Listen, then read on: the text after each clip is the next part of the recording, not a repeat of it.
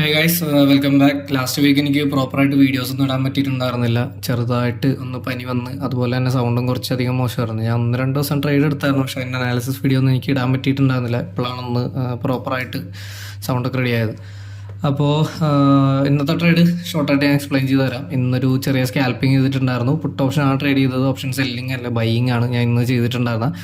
3 ലോട്ടാണ് trade ചെയ്തത്. അത് അധികം ടൈം ഞാൻ സ്പെൻഡ് ചെയ്തില്ല, പെട്ടെന്ന് തന്നെ സ്കാൽപ്പ് ചെയ്ത് ഇറങ്ങി. പെർ ലോട്ട് ഒരു 1000 റുപ്പീസ് വന്നപ്പോഴത്തേക്കും ഞാൻ ആ ട്രേഡ് ക്ലോസ് ചെയ്തു. സോ അതിൻ്റെ ട്രേഡ് ഐഡിയാസ് കാര്യങ്ങളൊക്കെ ഞാൻ ഇന്ന് ഷോർട്ടായിട്ട് എക്സ്പ്ലെയിൻ ചെയ്ത് തരാം. ഇവിടെ രാവിലെ തന്നെ മാർക്കറ്റ് നോക്കുകയാണെന്നുണ്ടെങ്കിൽ, മാർക്കറ്റ് പ്രൊഫൈൽ ഒന്ന് മാറ്റിയിടാം. രാവിലെ തന്നെ മാർക്കറ്റ് നോക്കുകയാണെന്നുണ്ടെങ്കിൽ ഷാർപ്പായിട്ട് തന്നെ ഒരു ബുള്ളിഷ് മൂവ്മെൻറ്റ് നമുക്കിവിടെ കാണിച്ചു. അത് കഴിഞ്ഞിട്ട് വീണ്ടും മാർക്കറ്റ് ഒന്ന് മുകളിലേക്ക് പോയി. ഇവിടെയാണ് മാർക്കറ്റ് ഒരു റിജക്ഷൻ അടിച്ച് നിൽക്കുന്നത്. സോ ഞാനിത് മെയിനായിട്ട് പറയാൻ കാര്യം, പ്രീവിയസ് ആയിട്ടുള്ള പ്രൊഫൈൽസ് ഇവിടെ നമുക്ക് നോക്കേണ്ടതുണ്ട്. സോ അത് ഞാനൊന്ന് ഓണാക്കിയിടാം. ഇവിടെ പ്രീവിയസ് ആയിട്ടുള്ള ഒരു പ്രൊഫൈൽ നോക്കുകയാണെന്നുണ്ടെങ്കിൽ ഈ ഒരു പ്രൊഫൈലിൻ്റെ പോയിന്റ് ഓഫ് കൺട്രോൾ വരുന്നത് ഇവിടെയാണ്. സോ ആ സെയിം ഏരിയ തന്നെയാണ് റിജക്റ്റ് ചെയ്ത് മാർക്കറ്റ് നിൽക്കുന്നത്. ഇവിടെ പ്രോപ്പറായിട്ട് റിജക്റ്റ് ചെയ്യുമോ എന്നുള്ള കാര്യത്തിൽ എനിക്ക് നല്ല ഡൗട്ട് ഉണ്ടായിരുന്നു. അതുകൊണ്ട് തന്നെ ഞാൻ ഇവിടെ നിന്ന് ഞാനൊരു ട്രേഡ് ഞാൻ എക്സിക്യൂട്ട് ചെയ്തിട്ടുണ്ടായിരുന്നില്ല. പക്ഷേ ഇതൊരു നല്ല എൻട്രി ആയിരുന്നു. ഇവിടെ എടുക്കുകയാണെന്നുണ്ടെങ്കിൽ ഈ പ്രൊഫൈൽ, അതായത് തലേ ദിവസത്തെ പ്രൊഫൈലിൻ്റെ പോയിന്റ് ഓഫ് കൺട്രോൾ വരെ ഒന്ന് ടാർഗറ്റ് ചെയ്യുന്ന രീതിക്ക് നല്ല ട്രേഡ്സ് എടുക്കാൻ പറ്റുമായിരുന്നു. ഓക്കെ, അപ്പോൾ ഇവിടെ എനിക്ക് അത്ര കൺഫർമേഷൻ ഉണ്ടായിരുന്നില്ല. കാരണം വേറെ ഒന്നുമല്ല, ഇവിടെ അതിന് മാത്രം ട്രേഡ്സ് ഇവിടെ നടന്നിട്ടുണ്ടായിരുന്നില്ല. കുറച്ചുകൂടെ ട്രേഡ്സ് ഒക്കെ നടന്ന് ഒരു നല്ല ഒരു സപ്പോർട്ടാണ് ഇവിടെ തരുന്നത്.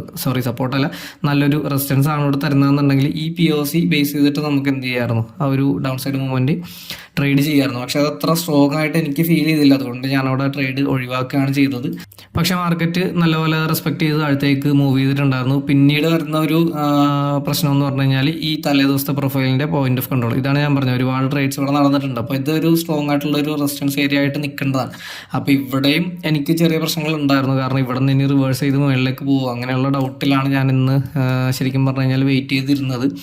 പിന്നെ നോക്കിയപ്പോഴത്തേക്കും സ്ട്രോങ് ആയിട്ട് തന്നെ ആ ഒരു ലെവൽ ബ്രേക്ക് ചെയ്ത് താഴത്തേക്ക് പോയി. പിന്നീട് ഒരു റിവേഴ്സൽ വന്നു. ഈ റിവേഴ്സൽ വന്ന സമയത്ത് അത്യാവശ്യം കുഴപ്പമില്ലാത്തൊരു എൻട്രി കിട്ടി. എന്നിട്ട് താഴത്തേക്കുള്ള മൂവ്മെൻറ്റാണ് ഞാൻ പ്രോഫിറ്റാക്കി മാറ്റിയത്.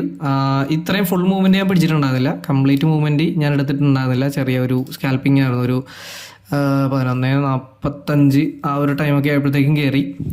11:43 ടൈം ആയപ്പോൾ ഞാൻ കയറി. അത് കഴിഞ്ഞപ്പോഴത്തേക്കും 12 മണിയോടെ അടുത്തപ്പോഴത്തേക്ക് ഞാൻ ആ ഒരു ട്രേഡ് എക്സിറ്റ് ചെയ്തിറങ്ങി. പെട്ടെന്ന് തന്നെ പ്രോഫിറ്റ് ബുക്ക് ചെയ്ത് മാറി.